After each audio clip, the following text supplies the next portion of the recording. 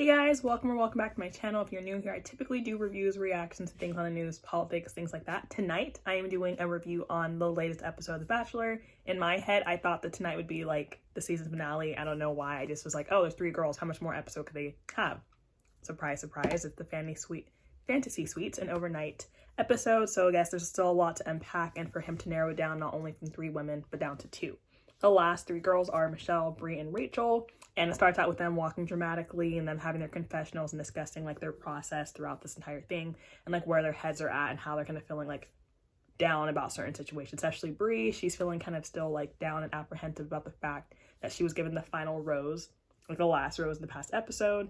And Rachel's just saying she's kind of just feeling like about having to share him with other people and that she's falling in love and it's kind of hard to see him with other women. I'm like, that's what the show is. You're dating one guy who's dating multiple women at the same time. Like, what do you expect? It's kind of like the objective of the whole show, but it is what it is. Maybe it's a little bit different when you're in the show versus watching it and like screaming at it like me. Chris Harrison shows up to tell them what the fantasy suite means for them and remind them that there was 38 girls to start with. I was like, there was nearly 40 women at the beginning of this. I know they had like the whole like this is a record-breaking amount of women. They've never had this many, etc., etc. And I just don't remember seeing that many to begin with. But then he eventually is like, here's the first date card. And it was kind of between the 3 women, obviously.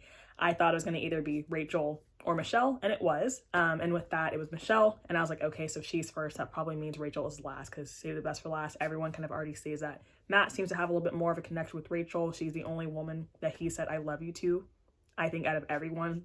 Not only just these set of 3 women, but in general on this season.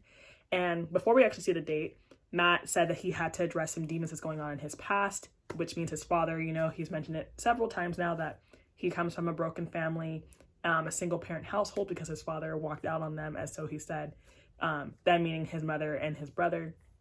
And like he kind of needed to address that before he was able to move forward with his life and just kind of be able to like give himself to somebody and like, I guess, try and like love someone because he still kind of just has that in his head. And I feel like some people do say that whenever they come from a single parent household or if their parents divorce, that it's hard for them to like love someone and like know what it's like to commit to someone and like maybe just not think of like, I don't want to say like what their thoughts are, but I just see that often because that's what Bree was saying as well too, because she says she comes from a single parent household, her father, same situation as Matt.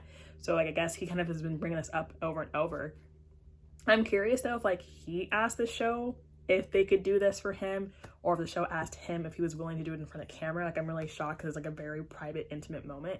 And when his father did come in, there's a lot of tears. There wasn't really yelling unless they cut that out. It was just more very awkward and like kind of talking over each other. It obviously was just not needed to be on TV. And again, I'm not saying that it didn't need to happen, but I don't know if like all America, whoever watches this, needed to see something so intimate and personal and that he could have done this himself. But it looked pretty well. At first I was like, this is not going to get anywhere because at some point it was talking about his infidelity with his mother, that his mother left him because he was unfaithful and just like the resentment he had for that. And then his father was talking about how his father was killed, I believe, or just passed away when he was a young age. So I guess it was kind of hard for him to kind of be like a real father figure when he had that happen. But from what my understanding is that he has like his own family that he started after he's left Matt.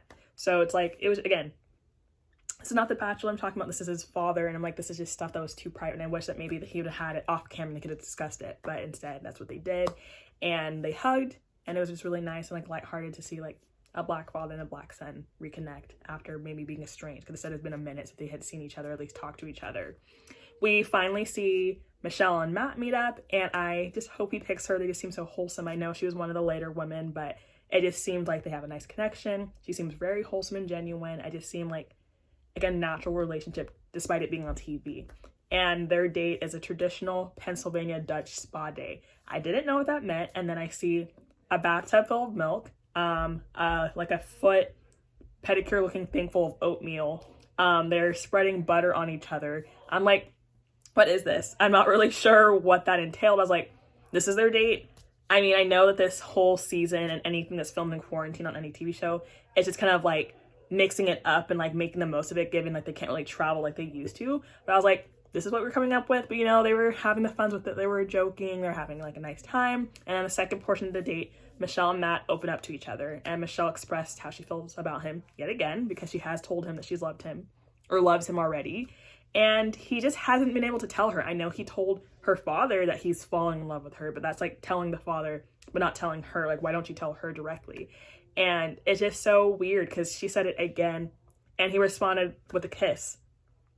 That's not saying I love you. I know that's like the point. Like, it's not him saying I love you, but I'm like, how are you, I guess, a week away from essentially proposing to someone, and like you've only really said I love you to one of them, and it's not like you should have just cut it off already. Like, you should have just been like, you know what, Rachel the winner, because she is the only person he said I love you to. I think it was the last episode or a couple episodes back or something, and yet he just can't say it back to her. And Michelle is just so smitten, and it's just really sad because I hope, I don't know, I don't really know what I said hope, but it's just really unfortunate to be seeing this.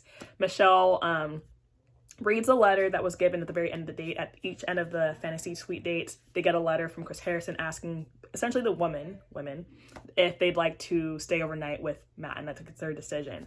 And she says yes. But yeah, again, she was given the decision to either accept or deny it.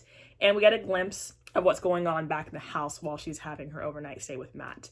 Rachel is repeatedly saying how she's in love with Matt, but the thought of him being with anyone else is messing with her head. And I'm like, girl, you are a week before the ending. Like, you got this far. Don't drop out now, but we kind of already know what's going to happen. But still, like, get over it. I mean, I know it's a little bit different, like, watching it and saying that versus, like, your own feeling being invested and, like, having to see your guy go and spend the night with other women, potentially having sex with them, and, like, you're in love with him, but yet you want him to devote his time to you. Like, I can imagine that's really hard, but that's The Bachelor, y'all. But let's see what the next part is. Next morning, Michelle said, I love you. For the third time. I was keeping track, and yet he said, I thank you for sharing.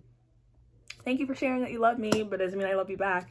I'm gonna propose to you. Like, how do you assume that's gonna follow suit? I just feel like it's kind of inevitable that it's not gonna be her or the other woman that said I love you to him, but he hasn't said it back. When Michelle finally leaves in the morning, Matt calls down to the back like, Michelle, and then I thought he was gonna say I love you then, because it just seemed like very prince thing from like the balcony, and like no, he just was like, I'm like, Matt, you could have kept that blowing kiss to yourself, but it's okay, Michelle. You're gonna find love whether it's with him or not. I just need him to say it to her. Maybe I'd feel a little bit different about it.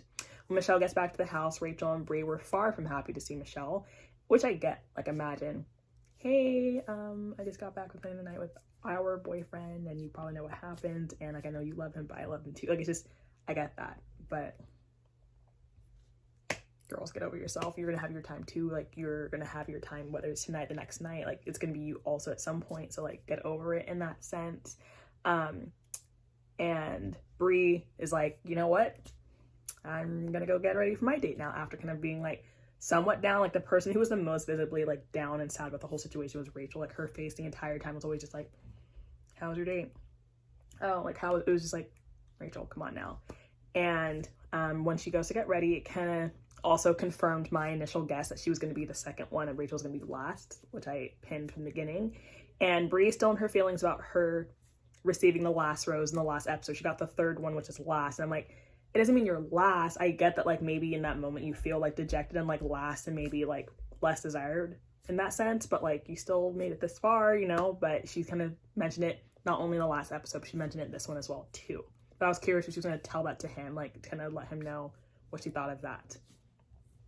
Their date is them hiking and camping in the woods, and I was scared for a minute because they put a tent up. I was like, is everyone else gonna have like this glamorous, even though the butter and the milk was not glamorous, but date, and yours is gonna be camping? I know some people might like camping, but I've seen people like in hotels and all that stuff, so camping seemed a little less glamorous. He kind of joked about it. I was like, nah, we're gonna like go somewhere else after this. So they eventually have like an intimate dinner date. Bree was bold, and she asked Matt where his head was at in regards to them potentially getting engaged at the end of this process. Instead of him saying yes or no, he reflected on the conversation he had with his father at the beginning of the episode. And at the end of that, he didn't really say no or a yes. So I was like, okay, so maybe that just means, I don't know, like question mark in a sense. And then Bree, just like Michelle and some of the other women, she said she was in love with him. And was anyone surprised he responded with a kiss yet again? I wasn't. So then she received the date card to like whether she wanted to stay overnight with him or not, and she accepted as well too. And when Bree walked back the next morning after spending the night with Matt, not really like giving too many details about what happened, Rachel muttered to Michelle that she's like, I don't want to see Bree. Yet she asked her like what happened on the date. When she asked, she was like, so how was your date? Like, again, they're not friends with each other, even though I know some people do end up walking away being friends after being on the season together. Like, they're all dating the same guy. They're not friends, but like, at that point I just wouldn't even ask like how the date was. I just been like, hey, like, I don't know, like it's just very like obvious that you don't care. And again, like I guess they're not expected to. But when it was her time to go get ready for her date, she ended up crying. The camera caught her crying. I don't know if she went to the corner and they followed her or whatever, but I'm like, girl, you got to get it together. You're about to go on your date. You're gonna look puffy-eyed from crying. Like you're gonna probably like be down in like your mood. Like you need to be up about this. Like this is your last and final impression to get your final rose before you meet his mom and just potentially get the chance to be his wife, you know? But she's very down in her feelings. So even when we see her walk up to see Matt's like, and she's just,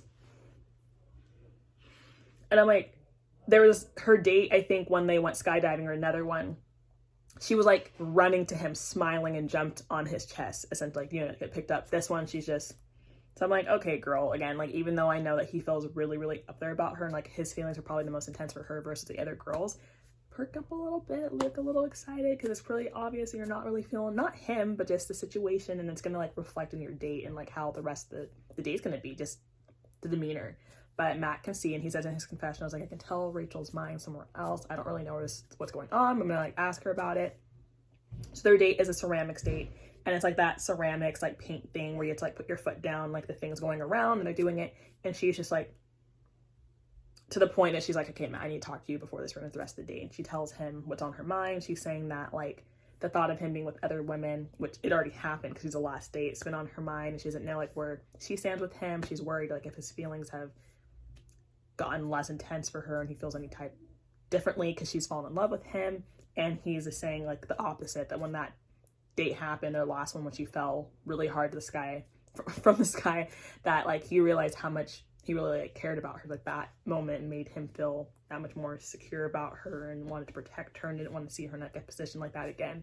And they made up, they kissed, he carried her off and they kissed. She spent the night with him, and that's it. Like they all set their overnight rose. I haven't seen a season where they haven't. I don't know if that happens or not, but it's like, okay, things are good. So you're not in a really good place with everyone. So I can only imagine that things are really difficult for him mentally, in the sense of like, how do I pick someone? How do I crush someone's heart over this? And we get to the final rose ceremony, and Matt has to give out 2 roses and send someone home. Michelle got the first rose, and I was like, yay! But I was like, crap, like who's gonna get the second one? Again, there's a spoiler about who's gonna win. I'm like, maybe just have faith that maybe he's gonna pick someone else. And he ultimately picked Rachel, which sent Bree home. And it was really like wild, like seeing that, because like I really felt like she was a strong candidate from the beginning. But you know, a lot can happen within weeks and months. Like you're not going to always be a strong candidate if like the spark's not there, if you talk less, if someone else comes and overshines like I guess that spark and romantic relationship with each other. So those were like really wild and like sad to see that, because she was just very like down about it, because you know she was the one who was saying she thought she could see him proposing to her at the end of this, and he just replied with a kiss, and then he sent her home, which kind of obviously confirms that he wasn't there with her. So I'm like, woof, this is a season, and next week's a finale. Like a part of me really hopes that whoever is revealed as a spoiler person that he picks, I hope that doesn't happen, but I feel like I can see it happening. But I'm just really curious. But let me know what y'all think of the review, and see you in the next video. Bye.